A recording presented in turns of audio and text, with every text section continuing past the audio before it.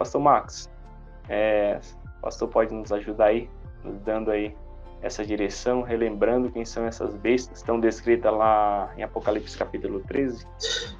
Na minha formação, eu aprendi que a realidade ela é muito mais impactante do que a ficção. E se existe uma coisa hoje que presta um desserviço a quem gosta de estudar a Bíblia, são as obras de ficção. Obras como Deixados para Trás. Tem uma outra chamada O Presságio, que foi lançado há 11 anos e agora foi reeditada, né? Que vai falar sobre os presságios que anunciam o fim do mundo. São obras que não condizem com o que diz a Bíblia.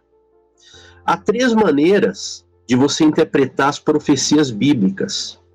A primeira maneira é o preterismo. Preterismo, você entende que as profecias se cumpriram no passado. Então, por exemplo, você vai falar que você vai aprender que João, quando ele fala de forma simbólica nas bestas e animais, ele se refere aí ao Império Romano em ação na sua época. Mas são coisas relativas ao seu tempo, que ele fala de uma forma cifrada, uma linguagem simbólica. Por quê? Justamente para evitar cair na mão dos perseguidores.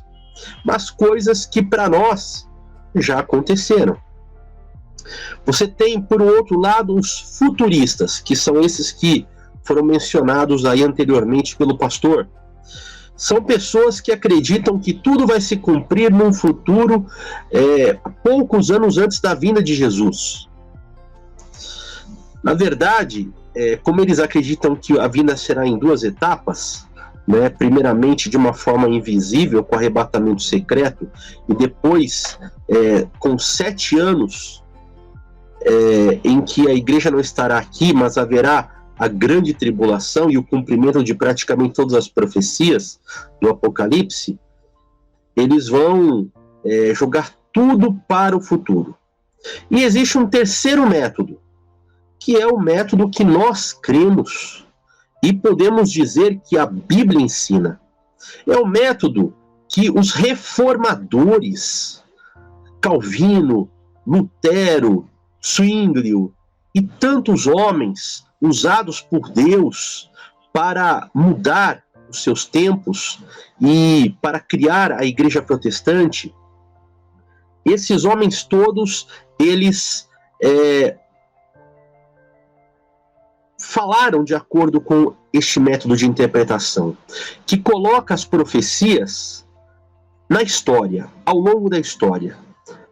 Algumas ainda estão por se cumprir, mas muitas já se cumpriram ou estão se cumprindo no momento em que você acompanha este podcast. E isso é o que mais traz impacto para nós. Por quê? Porque Marca da Besta é algo histórico e que está em pleno vigor até os nossos dias. Sim, muitos estão marcados e não sabem. E isto é o que mais assusta, queridos. Então, por isso eu volto a dizer, né, a realidade supera o ficcionismo e a imaginação dos crentes. De forma que, se não é pelo Espírito de Deus, muitos são enganados. Mas, a respeito disso, nós não deveríamos ficar surpresos. O próprio Senhor Jesus falou, ele nos disse que os falsos profetas, e quando falamos de falsos profetas, não é só gente que chega lá na frente da igreja para profetizar, e sim aqueles que trazem falsos ensinos dentro do cristianismo e aqueles que pregam falsas religiões. Pois bem, essa turma toda, ela faria sinais espantosos, a ponto de enganar, se isso fosse possível, até os escolhidos. Então você veja, Jesus já deixou bem claro que isto aconteceria. Quando se dariam essas coisas? segundo a palavra de Jesus, imediatamente após os dias de tribulação que eles acompanhariam, que aquela geração acompanharia. E quais foram esses dias? Foram os dias da destruição de Jerusalém. Os dias em que o Império Romano sitia, invade, destrói o templo, destrói Jerusalém no ano 70. Então você veja, estes sinais, desde então, estão se cumprindo. Quando você vai na palavra de Deus, aqui, na primeira carta aos Coríntios, capítulo 10 e verso 11, o apóstolo vai falar da seguinte maneira: estas coisas aconteceram com eles, falando sobre os acontecimentos passados, na verdade sobre a provação de Israel no deserto, depois de sair do Egito.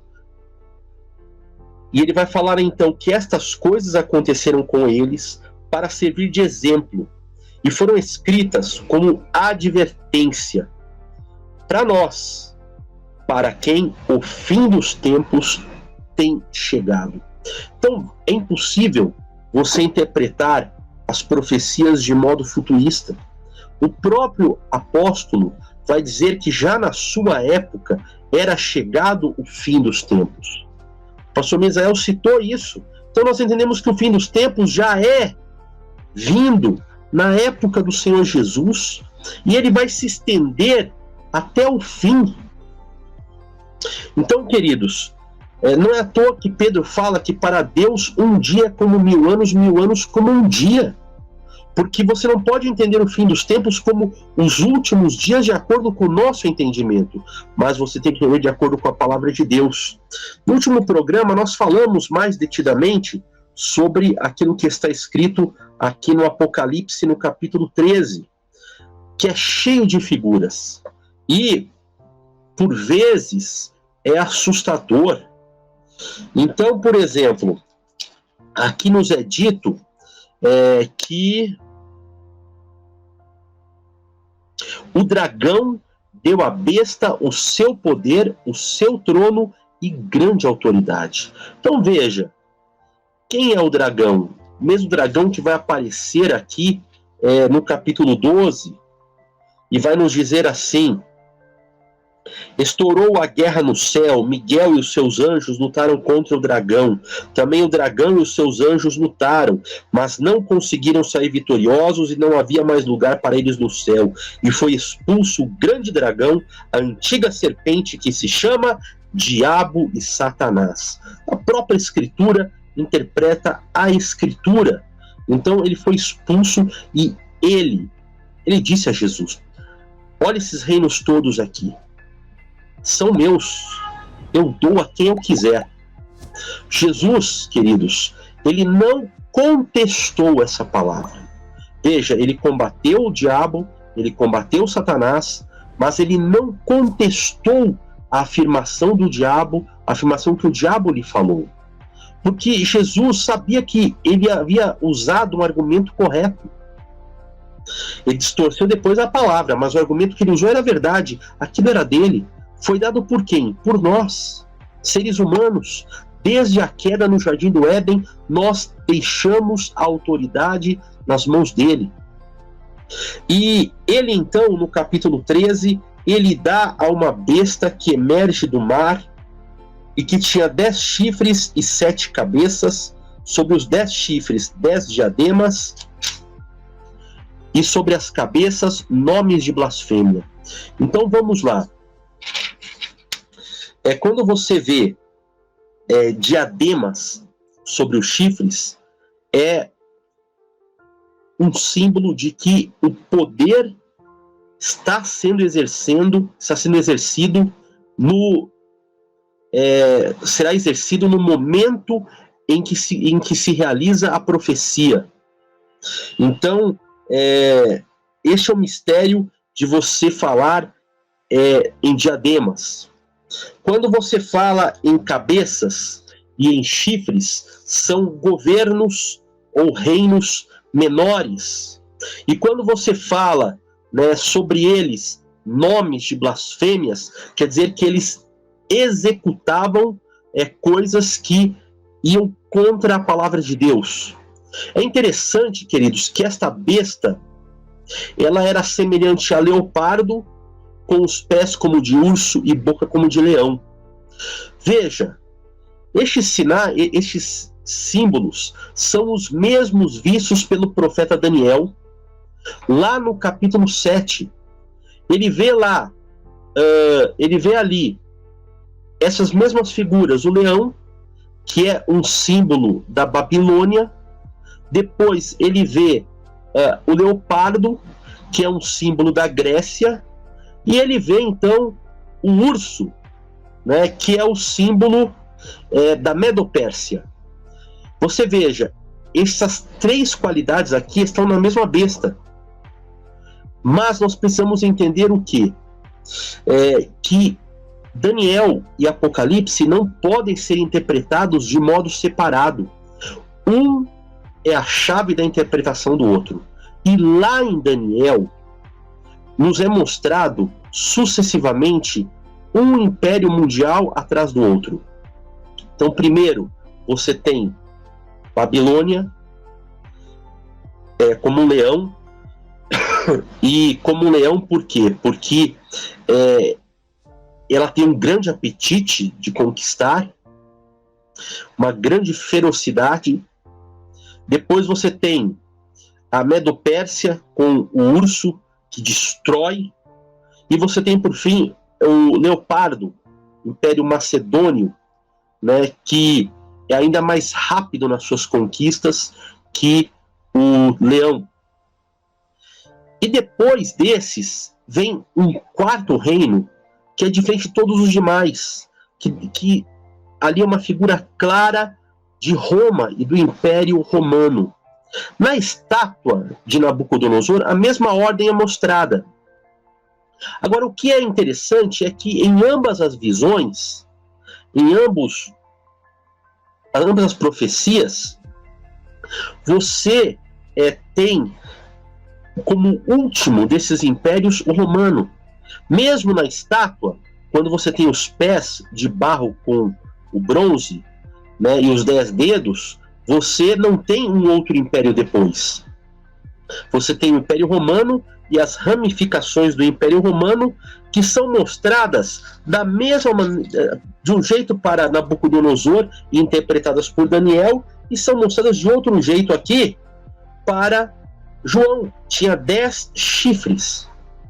Então veja, queridos, como são as coisas. E por que aqui essa besta ela tem tudo isso? Porque é notória a capacidade do Império Romano na história de absorver. Os romanos, eles conseguiram o seu poder, por quê? Porque eles absorvem o que outros impérios e o que outras nações trazem. Tanto que a língua mais conhecida na época era o grego no qual é escrito o Apocalipse, e não o latim, que era a língua oficial dos romanos. Então você veja, este poder do dragão é dado para esta besta, por quê? Porque esta besta acaba absorvendo tudo isto. A cultura dos povos, a cultura do paganismo, que é essencialmente centrada na idolatria. Então, esta besta é Roma. E esta besta, ela é Roma nas fases pagã e depois na fase eclesiástica papal. Você veja, o dragão dá autoridade para aquela besta, mas uma das cabeças da besta parecia ter sido golpeada de morte, que justamente isso acontece quando Roma cai e o Império Romano do Ocidente cai no ano 476. Mas pouco tempo depois, por isso é dito que esta cabeça ela é curada da ferida mortal, e toda a terra se maravilha seguindo a besta. Por quê? Por meio da ação do Império Romano do Oriente, particularmente de um governante chamado Justiniano, ele conquista o poder que antes havia sido repartido entre 10 reinos. Desses 10, 3 que não aceitam a liderança, porque Justiniano ele confere a liderança espiritual a Roma, ao bispo de Roma. Ele é um devoto, um crente no sentido de pensar que o bispo de Roma tinha primazia sobre todo o império. Então, 3 reinos que não aceitam a sua liderança, ele os conquista, ele os subverte e ele os obriga a aceitarem. Então você veja, 3 chifres, na visão de Daniel, são arrancados. E o 8º, que é o chifre pequeno, surge. Aqui, a cabeça é ferida de morte, mas a ferida mortal é curada. É o mesmo símbolo. Só que esta cabeça agora passa a ser a forma de governo da Roma eclesiástica. Essa mesma visão é dada a João lá no capítulo 17 de outra maneira, né? Ali é mostrada especificamente a fase eclesiástica de Roma. Você tem a besta escarlata e você tem a mulher. Mulher é símbolo do quê? Religião. Mulher nas escrituras é símbolo de um poder religioso ou de uma igreja. E ela está com as rédeas daquela besta em suas mãos. Mas o que poderia ser algo bom é algo terrível, porque a mulher, na verdade, está vestida como uma prostituta. Como uma prostituta, por quê?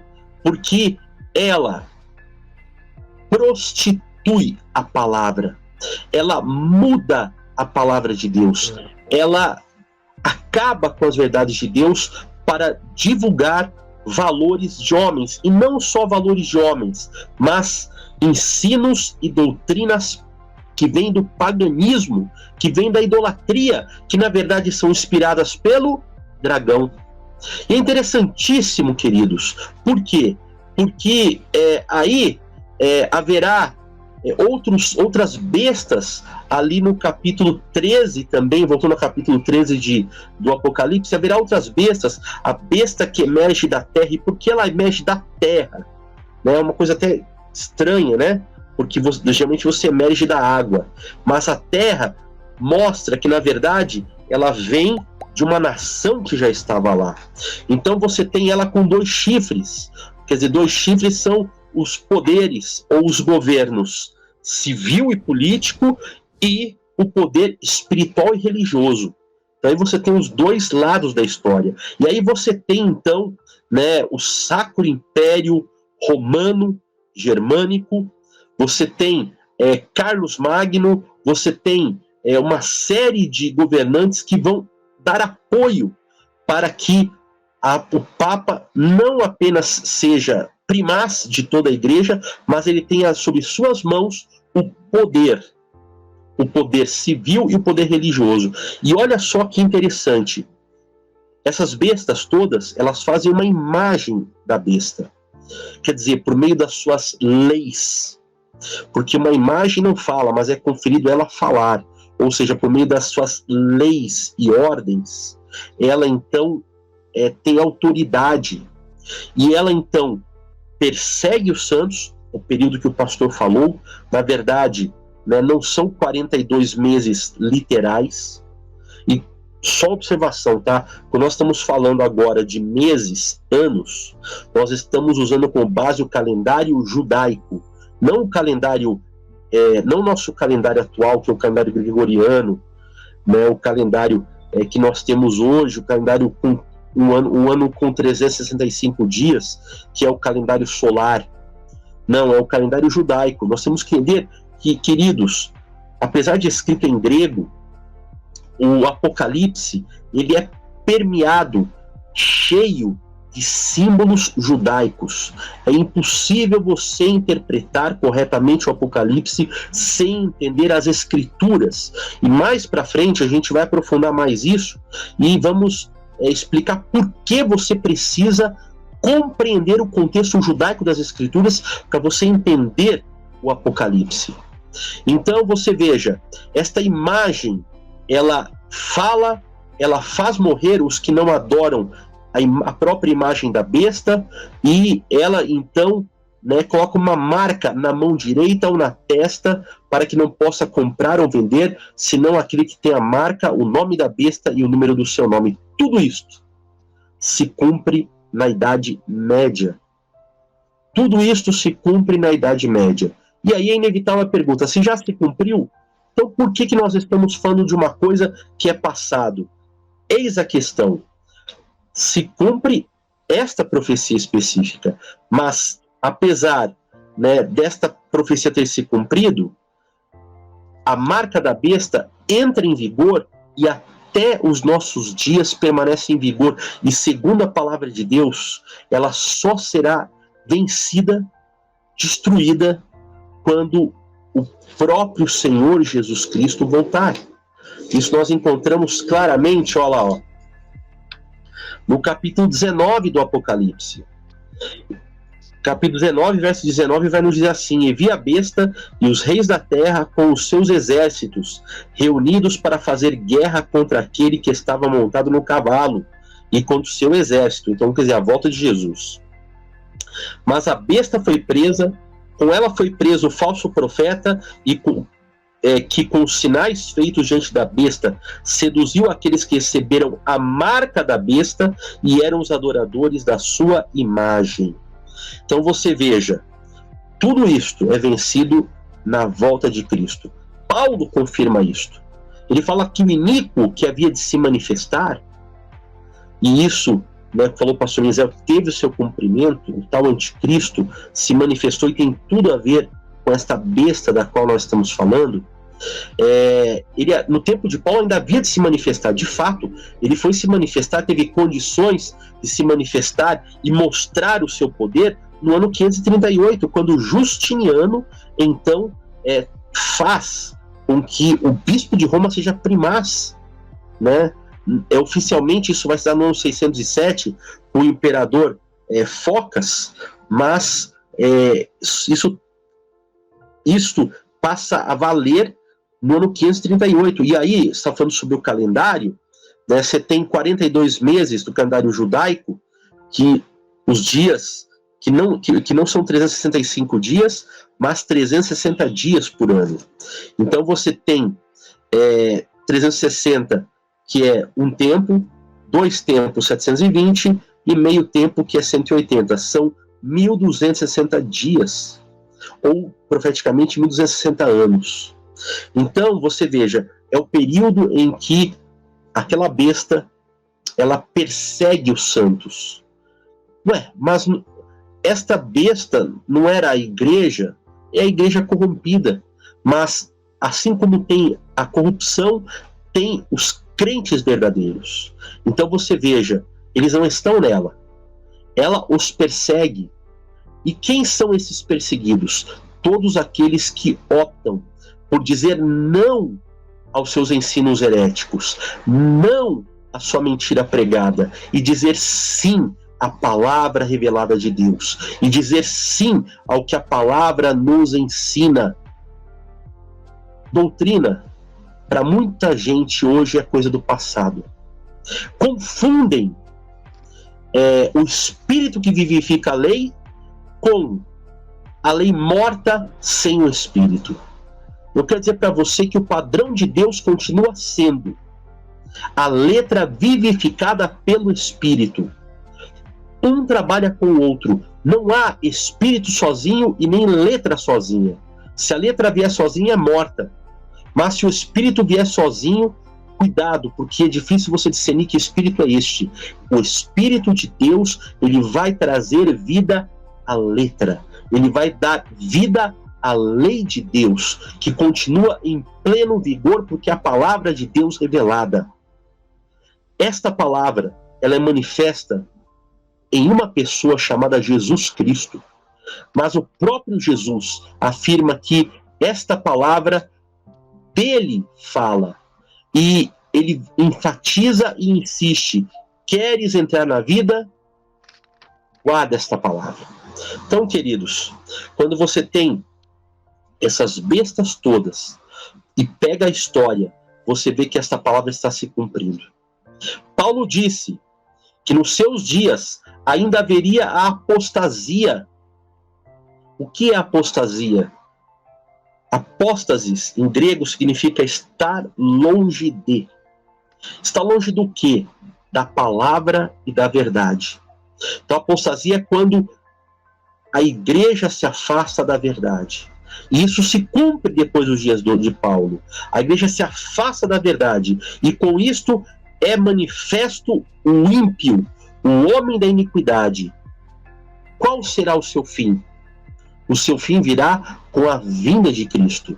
É ele que se manifestará e o destruirá com o sopro da sua boca. Então, queridos, nós estamos vivendo esses dias em que ele está se manifestando e ele tenta, se possível, enganar até os escolhidos.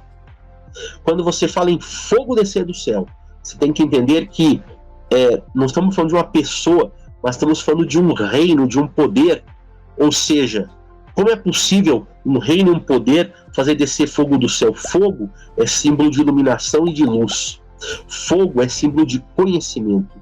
Então, quando ele fala sobre fogo descer do céu, é o falso conhecimento que vem. E olha, se não é pela revelação do Espírito Santo, até os escolhidos seriam enganados. Quantas e quantas milhões, bilhões de pessoas, mundo inteiro, estão adorando o erro. Não, mas eu posso estar lá, mas tudo bem, tem as imagens lá, mas eu não me prostro ante essas imagens. Querido, querida, você não precisa fazer um gesto. Quando você aceita aquilo como correto e você defende aquele sistema, pronto, você o está praticando.